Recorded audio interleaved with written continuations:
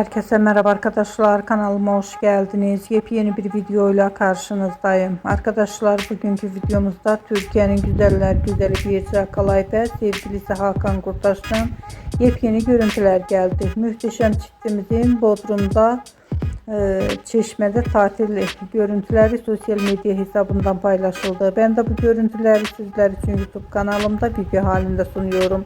Umarım beğenirsiniz. Arkadaşlar, videomu beğendiyseniz kanalımı izlemeyi ve bildirim butonuna basmayı unutmayın. Şimdilik benden bu kadar olsun. Yeni videomuzda görüşmek üzere. Hoşça kalın.